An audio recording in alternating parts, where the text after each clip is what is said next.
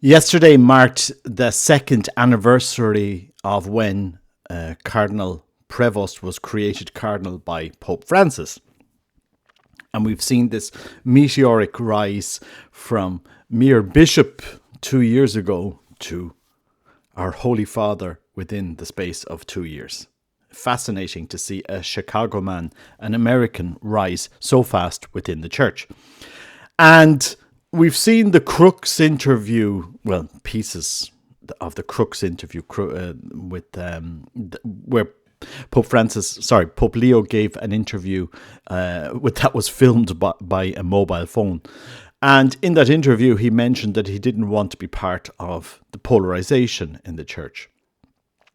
But yesterday, the Pope stepped into the most polarizing topic you could imagine at this present moment in the church that was being played out.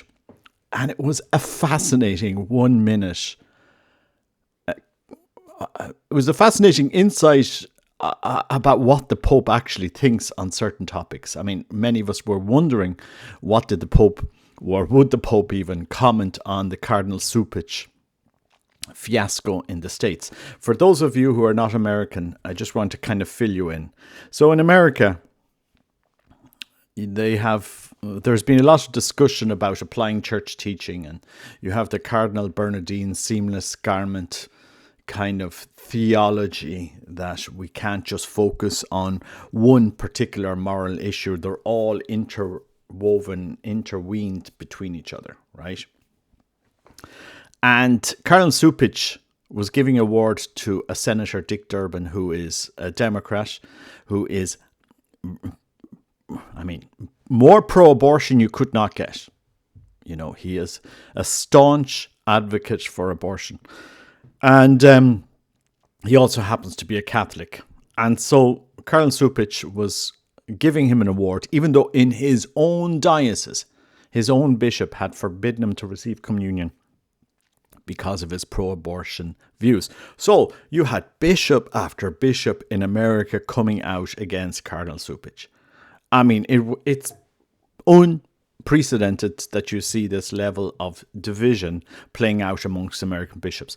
And so they asked the Pope, as he came out of Castel Gandolfo, they asked the Pope about him. And on the first side, as he started the interview, he says he didn't know much about the particular issue. But he went on to describe really the nuts and bolts of why Cupich was giving him the award. Well, look, you can't be pro-life if you're pro-death penalty. And you can't be called pro-life if you're mistreating immigrants, stuff like this. And you can go back and listen to the whole minute of the Pope's interview. I put it on my channel yesterday on the video. And I was there thinking, isn't this quite incredible that the Holy Father would even step into this? Because he could have just said, look, I don't know all the details about this. I'll inform myself. But no, he weighed in. And from what we could see, I mean, to be clear, guys, because in the 24 hours, there was a lot happening with this. So you have the Pope's remarks. Then, within the space of a few hours, Dick Durbin, the senator in question, steps back and says he won't receive the award. And then at the same time, Cardinal Cupich releases a 2-page letter trying to justify why he was doing this, and etc., etc. So the Pope's remarks, senator steps back, says he won't receive the award. We have Cardinal Cupich with his 2-page letter. Really, it is mind-boggling to see what is going to be played out what is being played out in the church, especially for us laity, because we've ceded so much ground on some of these topics. We do need leadership to be strong in this area. That's my opinion. Now, on the death penalty, I just want to kind of read you something here, which is Article 2267. This is the new teaching on the death penalty in the church. Recourse to the death penalty on part of legitimate authorities following a fair trial was long considered an appropriate response to the gravity of certain crimes and an acceptable, albeit extreme, means of safeguarding the common good. So, common good. Remember here, we're using a penalty to protect the common good. This was long held. Today, however, there is an increasing awareness that the dignity of the person is not lost even after the commission of very serious crimes. In addition, the new understanding has emerged of the significance of the death penalty sanctions imposed by the state. Lastly, more effective systems of detention have been developed that ensure that due protection of the citizens, but at the same time do not definitively deprive the guilty of the possibility of redemption. Consequently, the Church teaches, in light of the Gospel, that the death penalty is inadmissible because it is an attack on the inviolability and dignity of the person, and she works with determination for its abolition worldwide. So that is the change to the catechism that Pope Francis brought in. And to be clear, I would agree with this because it follows similar teaching, that magisterial teaching that Pope John Paul II and Pope Benedict also taught. However, when you're trying to apply this teaching into the day-to-day life of a society, there are many nuances that you have to be cognizant of. When Pope Leo gave his talk in Castel Gandolfo on that mobile phone, speaking about the whole rainbow LGBT issue, and he mentioned a cardinal from the East saying that the West is obsessed with this. We also need to remember that that same cardinal is part of a culture in the East which openly promotes and endorses the death penalty. If you ever fly into Singapore, on the airplane, as you're arriving to Singapore, they will mention the gravity of bringing drugs into Singapore, that you could lose your life, you could be arrested and be executed for importing drugs into Singapore. This is, when you hear this warning, you're probably going to think twice. Shall I bring that few ounces of cocaine in with me, or should I just, not take the risk? I'd say that deterrent does help. Because if you look at the drug deaths in Singapore, which has a population similar to Ireland, it's day and night, guys. We have some of the highest illegal drug consumption in the world. We have 300 to 400 drug deaths in Ireland every year. We also have the drug culture, that it's not just the drug deaths, it's also the whole impact on our society of drugs. So at the one hand, in Singapore, they do carry out the death penalty. They are very, very serious about this. Yes, we make no apologies. If you bring drugs into our country, you are caught, you may face this penalty. And so the common good, if you were to compare against Ireland and Singapore, these warnings, this penalty, overwhelmingly, without a shadow of a doubt, has helped the common good, in the sense that you don't have hundreds of people dying from drug overdoses in Singapore compared to the hundreds that do die from drug overdoses in Ireland. Now, I'm not advocating here on this podcast that we reintroduce the death penalty in Ireland.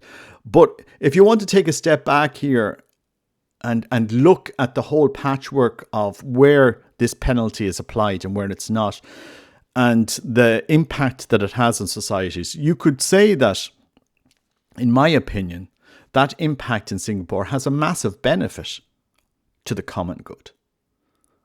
Or is there an alternative to that? Are we going to say, well, look, instead of facing the death penalty, you're going to face life in jail? Or whatever.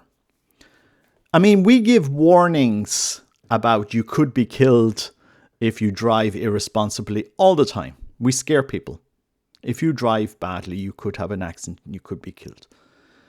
if you overconsume such a stuff, it could impact your. We're giving warnings all the time. Is it not right to give warnings to those who would want to harm the common good, that you're going to face these consequences?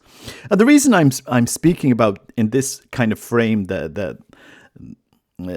giving Singapore as a reference, because it says here in the Catechism, it says, lastly, more effective systems of detention have been developed which ensure the due protection of citizens, but at the same time do not definitively deprive the guilty of the possibility of redemption.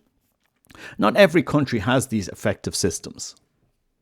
We saw that with El Salvador.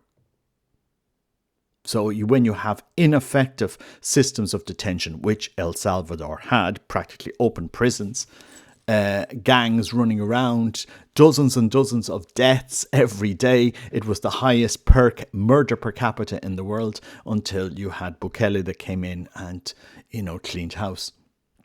I think the church, kind of trying to grapple with this question of the death penalty, has on the one hand, yes, we want to protect, and I've no doubt about it, the dignity of the person that has committed the crime, but they don't have any respect for the common good. The drug dealer dealing cocaine in Ireland couldn't care less about the dozens of people every month that are being killed by illegal drugs and cocaine in Ireland. They don't care. And so the only way to give a warning is to say, look, the state will impose this ultimate penalty on you if you continue to destroy the lives of innocent people in Ireland by selling, dealing, distributing drugs. I mean, you have these two things. So look, on the death penalty, there's going to be a lot of discussion here. As I said, I'm more in favour of the church teaching. The catechism, I understand it. It's nuanced. And at the end of the day, the church is trying to say, look, the death penalty is inadmissible. But if you go and ask Catholics in Singapore, should we change our laws that have protected the common good far better than in the West? I don't think you would find many Catholics in Singapore that would support a change to the death penalty. And I say that because I've asked them. Those laws have protected better the common good in Singapore than our laws in Ireland on drugs. I don't think it would be even possible for us to implement Singaporean laws into Ireland, but we just live with the reality of lax laws on drugs and the sad reality of hundreds of people dying from drug-related problems every year. We need to understand that the state has a responsibility to protect the common good, and the recourse to the death penalty was legitimate for 2,000 years of church history. When the Singaporean laws were introduced on the death penalty, they complied with church teaching, Catholic church teaching. On, for example, having the penalty of the death penalty for importing drugs, was a legitimate penalty, and it conformed with Catholic church teaching, and it protected the common good. John Paul II never campaigned for that law to be outlawed in Singapore. And yet, 50 years later, after these laws, suddenly they are against church teaching. But if you were to change those laws, what would be the impact to the common good? Because just think about it. I'm just here kind of opening up a discussion here, because the Pope has dipped his toe into this yesterday, saying he's not very familiar with the case, but he seemed very familiar with the problems that we're discussing here, because they asked him one question and he responded, well, you can't be pro-life if you're against the death penalty. You can't be pro-life if you treat migrants badly. And I suppose basic Catholic teaching teaches us we treat everybody with dignity and respect, but our resources in every country aren't infinite.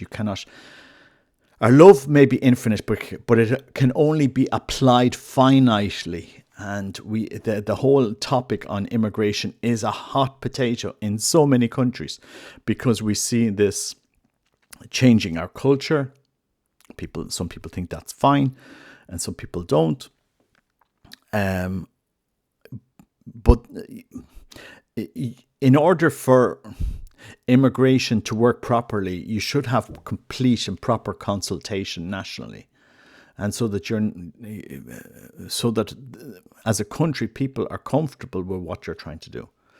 But the problem, it has been growing, and it is a big problem. When we're bringing people in from the third world, it would be far better to invest in the third world. You would get more out of investing in the third world than bringing the population here. I think about this because I as I said, this channel supports a school in Uganda. It's far cheaper for me to educate children in Uganda than it would be to educate those same children in Ireland. People, like the resources, the billions we're spending on IPAS centres, on immigration, would get us 10, 20 times more value for money if it was invested in the country of origin where most migration is coming from, Ukraine aside, for the moment. Although, Ukrainians, on the one hand are here, but at the other hand, they're well able to go back for holidays to Ukraine and then come back here. I mean, it's interesting, the whole phenomenon. But look, guys, as I said, I love my faith. I love the church. I'm not here to criticize the Holy Father, but if the Holy Father is on the one hand saying, I don't want to be part of the polarization, and then you step into the most polarizing topic that was occurring in the States, and then to say you're not very familiar with the topic, even though you come from Chicago, it is the Archbishop of Chicago offering this award.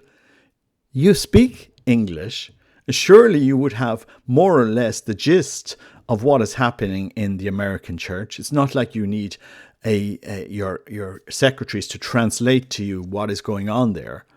You come from that city. You know Cardinal Cupich. You must have known that various US bishops have come out against this award to that senator. And then if we look at the common good, like in America, death penalty, we're talking about less than 50 people that are executed every year or less, because many states in the US do not have the death penalty. So it is a penalty that has been reducing for decades in the US. But we're talking about millions of abortions. It's not just the abortion, it's the whole culture of death that has been invading the West. Because we start off with abortion, we end up with euthanasia. It's the truth, guys, here. We don't value the life in the womb, and we don't give the resources and the help to those that need them.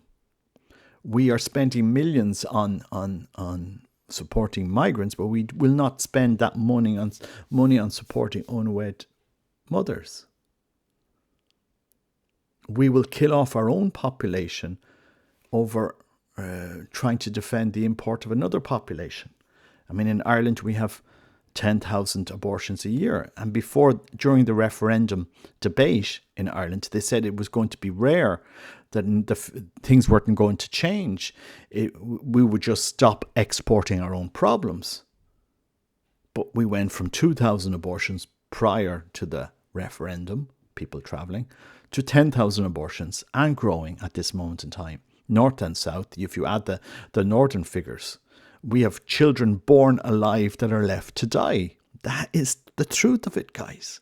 Late stage abortions. I'm not inventing the thing here. So to try to evenly weigh the death penalty, the immigration problem and abortion here, and to say, well, look, you can be pro 2 of these. You can be, I accept the church's teaching on the death penalty and on immigration, but I don't accept the church's teaching on abortion. These 3 issues are very, very different impacts on the common good in society. And again, as regards immigration, of course, we treat everybody with dignity and respect. They're created in the likeness and image of God. It is the first commandment to love your God with all your heart, with all your soul, with all your strength, and your neighbor as yourself. We're called to love the person that is there in front of us. But from a political society, in each country, that love can only be applied finitely. And so there needs to be a process here where, you're not facing countries that are overwhelmed with immigration that, you see there are many places being totally changed. You go to some areas in Dublin, you wouldn't even think you're in Ireland anymore. And I'm not kidding you. I'm not kidding anybody here when I say this. And I said, towns changed, culture changed,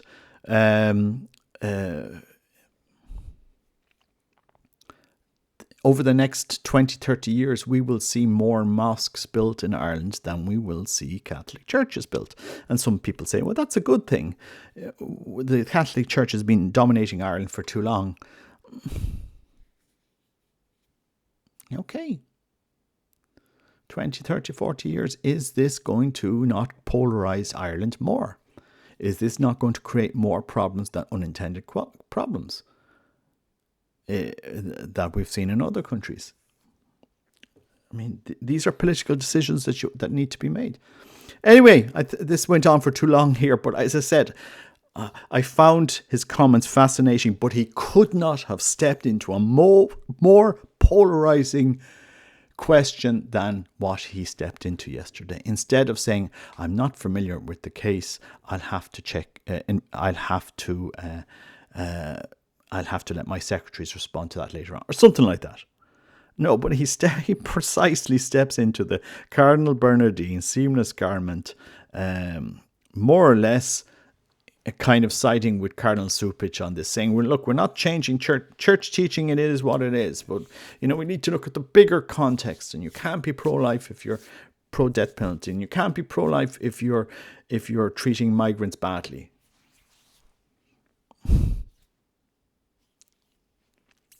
Fascinating time to be Catholic. Fascinating time to be Catholic here, guys. And in this synodal church that values our feedback, because they have said we are a synodal church and our voice matters. I give this feedback in love to the church. But as I said on the death penalty, when I look between Ireland and Singapore, the penalty is worth it for the increased gains you have in the common good of that country as regards a better social order regarding drugs. You will never see a heroin addict on the street. It's definitely not a perfect country by any means. The sex trade is appalling. Legalized sex trade, very, very sad that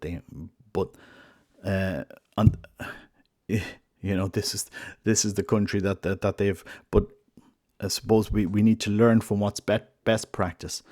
And in Ireland, we could learn a little bit, because, our lax drug laws result in 400 deaths a year.